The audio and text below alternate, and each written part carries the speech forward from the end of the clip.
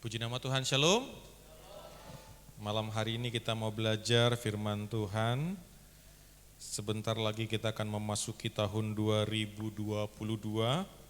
Kita nggak tahu bagaimana kondisi 2022, tetapi yang harus kita tahu, kita punya Tuhan yang akan menolong kita di tahun 2022. Amin.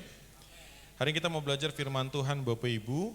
Hari ini saya mengajak kita belajar 3 hal bagaimana kita menghadapi tahun 2022. Yang pertama adalah bersyukur.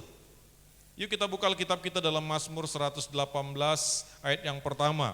Bersyukurlah kepada Tuhan sebab Ia baik, bahwasanya untuk selama-lamanya kasih setianya. Seorang guru menulis di papan tulis 10 soal. Dan guru ini langsung menjawab. Dari 10 soal itu, ada 1 soal yang jawabannya salah. Dan ketika guru ini menuliskan soal yang dan jawabannya salah, murid-muridnya senyum semua. Mereka senyum, mereka tertawa gitu ya. Dan akhirnya gurunya bertanya, kenapa kalian tertawa? Mereka sepakat mengatakan, ibu memberikan jawaban yang salah. Dari cerita ini apa yang bisa kita dapatkan? Ada 10 soal, cuman 1 yang salah sebenarnya. Tetapi murid-murid ini fokus kepada yang salah. Padahal ada 9 yang benar. Seringkali juga kita sama seperti murid-murid. Hanya karena ada satu peristiwa, hanya karena ada satu permohonan kita yang belum dijawab, hanya karena ada segelintir pergumulan kita yang belum selesai, kita mengatakan Tuhan tidak baik. Padahal ada begitu banyak kebaikan Tuhan yang sudah kita nikmati, tapi hanya karena satu kejadian kita sulit mengatakan Tuhan baik.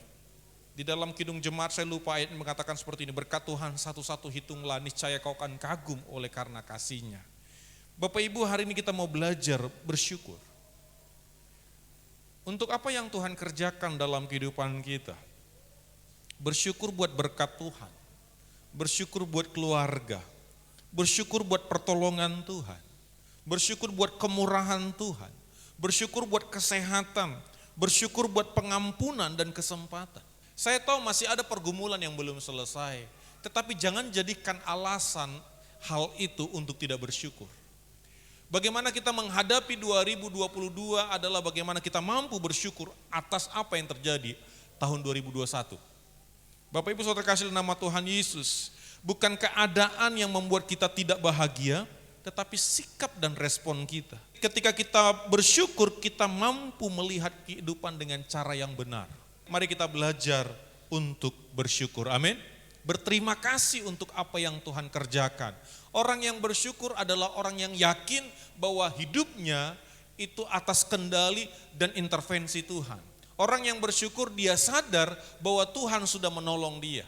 Makanya kenapa kita sebelum kita memasuki tahun 2022, kita menutup tahun ini dengan beribadah, karena kita sedang bersyukur kepada Tuhan, karena mulai tanggal 1 Januari sampai tanggal 31 Desember, Tuhan menolong kita. Karena kita percaya dalam setiap kehidupan kita ada Tuhan yang terlibat di dalamnya. Orang yang bersyukur adalah orang yang berani mengklaim bahwa penyertaan Tuhan nyata dalam kehidupannya. Bersyukur membuat kita di atas keadaan, bukan di bawah keadaan. Bersyukur membuat kita mampu menatap kehidupan dengan cara pandang yang berbeda. Bersyukurlah kepada Tuhan sebab Ia baik, bahwasanya untuk selama-lamanya kasih setianya. Mari malam hari ini kita bersyukur untuk keluarga yang Tuhan berikan, untuk anak-anak, untuk rumah, untuk semuanya kita bersyukur. Dan saya yakin kita yang hadir di ruangan ini kita adalah orang yang bersyukur kepada Tuhan, amin. Masih ada doa kita yang belum dijawab Tuhan? Bersyukur, amin. Kalau sudah jawab Tuhan semua, enggak enak ceritanya Bapak Ibu. Enggak seru ceritanya ya. Setiap kita berbeda pergumulan kita, berbeda salib kita. Tetapi jangan hanya karena ada segelintir doa yang belum jawab Tuhan, membuat kita sulit bersyukur.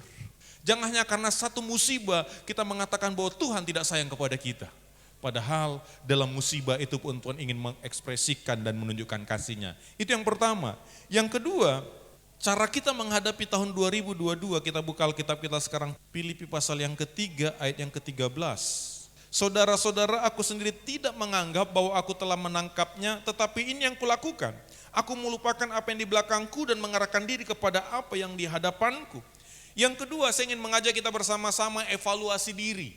Paulus mengatakan, saudara-saudaraku sendiri tidak menganggap bahwa aku telah menangkapnya, tetapi ini yang kulakukan. Ada satu evaluasi diri dalam kehidupan kita kalau kita ingin menatap masa depan yang penuh harapan. Kita mulai mengevaluasi bagaimana kerohanian kita, bagaimana hubungan kita dengan sesama, dengan pasangan kita, dengan tetangga kita, dengan lingkungan kita, dengan rekan sekerja kita, bagaimana ekonomi kita hari-hari ini, bagaimana pekerjaan kita, bagaimana studi kita anak muda yang sekolah, yang kuliah, bagaimana karakter kita. Saya ingin katakan Bapak Ibu, orang yang maju adalah orang yang mampu mengevaluasi diri dan memperbaiki kualitas dirinya. Kalau kita tidak mau berubah, kita akan stagnan, kita akan berjalan di tempat, dan kita nggak akan pernah bisa menikmati kemajuan. Kemajuan tidak akan pernah bisa tanpa perubahan. Perubahan membutuhkan evaluasi diri. Kita mengevaluasi diri. Bagaimana sih kerohanianku tahun 2021 bagaimana? Apakah sudah baik apa tidak? Kita tahu mana titik lemahnya, mana yang perlu kita perbaiki, mana yang perlu kita evaluasi, kita tahu.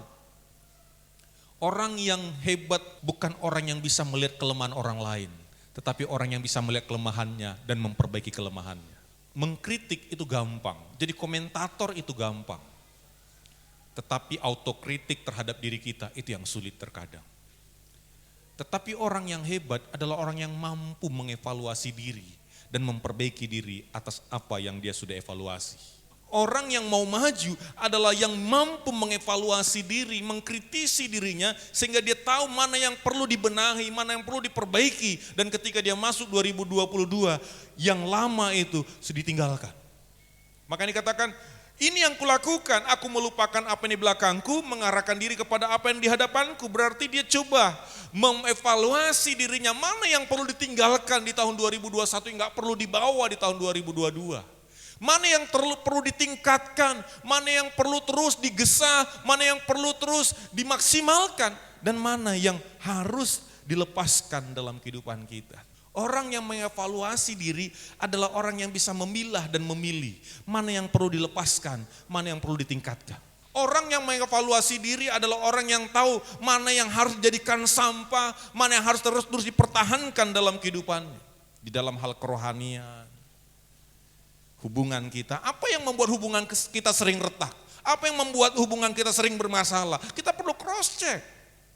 Sehingga jangan sampai terjadi lagi di tahun 2022. Oh ternyata saya ini baperan ya, ada apa-apa sedikit langsung tensinya naik, sensitif, oh berarti saya harus kurangi. Apa yang membuat suami istri sering kali bermasalah? Oh ternyata masalah sepele, oh ternyata masalah suami-suami yang mungkin sulit mendengar atau istri-istri yang mungkin terlalu tidak sopan atau tidak hormat kepada suami, itu perlu. Itu namanya evaluasi diri. Mentalitas orang yang mau dan berani mengkritisi dirinya akan membuat dia maju di dalam kehidupannya. Di dalam karakter, mana karakter-karakter yang selama ini yang kita pertahankan dan ternyata itu merusak kita. Ternyata itu membuat kita lambat bergerak, ternyata itu membuat kita nggak maju. Melupakan apa yang di belakangku artinya ada hal-hal yang perlu ditinggalkan di tahun 2021, nggak usah dibawa-bawa ke tahun 2022. Demikian juga dalam ekonomi. Kenapa ekonomi kita hari-hari ini kurang bagus? Tahun 2021 kurang bagus. Kita coba lihat mana lebih besar pasak apa tiang, Bapak Ibu ya. Pengeluarannya tanpa rem gitu Bapak Ibu. Akhirnya yang masuk belum sempat dinikmati, habis. Oh berarti kita perlu pertahankan mana yang penghematan, mana yang perlu dipertahankan, mana yang prioritas, mana yang tidak prioritas. Mungkin kita juga perlu cara baru. Jangan mempertahankan yang lama, perlu ada peningkatan, di-upgrade. Kita tidak fokus kepada apa yang tidak kita miliki, tapi kepada apa yang kita miliki dan kita tingkatkan dalam kehidupan kita. Jadi mari kita fokus kepada apa yang kita miliki dan mengarahkan diri kepada apa yang di hadapan kita. Jangan suka lihat ke belakang, kita bisa jatuh. Yang terakhir adalah optimis menjalani tahun baru. Karena kita punya Tuhan yang menolong kita, amin. Berapa banyak yang percaya bahwa tahun 2022 kita akan semakin lebih diberkati lagi. Amin. Puji nama Tuhan. Mazmur 37 ayat 5. Mazmur 37 ayat 5. Serahkanlah hidupmu kepada Tuhan dan percayalah kepadanya dan Ia akan bertindak. Bagaimana supaya kita optimis? Alkitab mencatat, serahkanlah hidupmu kepada Tuhan dan percayalah kepadanya. Orang yang menyerahkan hidupnya adalah orang yang melibatkan Tuhan di dalam apapun yang dia lakukan. Dan salah satunya orang menyerahkan hidupnya kepada Tuhan, salah satunya adalah ketika kita datang beribadah. Amsal 3 ayat 5 dikatakan, percayalah kepada Tuhan dengan segenap hatimu, janganlah bersandar kepada pengertianmu sendiri. Kalau kita ingin optimis, kita punya satu keyakinan dalam kehidupan ini, itu harus diwujud nyatakan ketika kita mau percaya kepada Tuhan dengan segenap hati kita. Jangan bersandar kepada logika kita, jangan bersandar kepada kemampuan kita, bersandar kepada dompet kita, bersandar kepada rekan kita, bersandar kepada perusahaan kita, enggak. Percayalah kepada Tuhan. Enggak ada garansi semua abadi. Tidak ada jaminan bahwa pekerjaan yang digeluti beberapa orang itu bisa survive di tengah semua kondisi. Mungkin bisa gajinya begitu besar, tetapi kita nggak tahu di kemudian hari. Tetapi mari kita percaya kepada Tuhan dengan segenap hati kita, jangan bersandar atau jangan mengandalkan pengertian kita sendiri. Karena pengertian kita terbatas dengan banyak hal. Pengertian kita ini dibatasi oleh ruang dan waktu. Pengertian kita dibatasi oleh pengetahuan-pengetahuan kita. Kalau kita mengandalkan pengertian kita, seringkali akhirnya kita gagal. Ya. Tetapi kalau kita percaya kepada Tuhan, kita akan optimis melewati tahun 2022. Ada istilah di Alkitab mengatakan namanya Ebenezer. Sampai sekarang Tuhan menolong kita. Sampai sekarang Tuhan menolong kita. Bapak Ibu, di dalam Yeremia 17 ayat 7 dikatakan, diberkatilah orang yang mengandalkan Tuhan, yang menaruh harapannya pada Tuhan. Kita akan bisa menjadi orang yang optimis kalau kita mengandalkan Tuhan. Makanya saya sering kali mengatakan gini Bapak Ibu, ketika kita lihat masalah, jangan langsung lihat diri kita, lihat Tuhan. Ketika kita lihat Tuhan, ternyata masalah terlalu kecil bagi Tuhan. Tapi ketika kita lihat masalah dan kita lihat diri kita, terlalu besar masalah bagi kita. Oleh karena itu bagaimana kita optimis, bukan dengan arogansi, kepercayaan diri kita, bukan.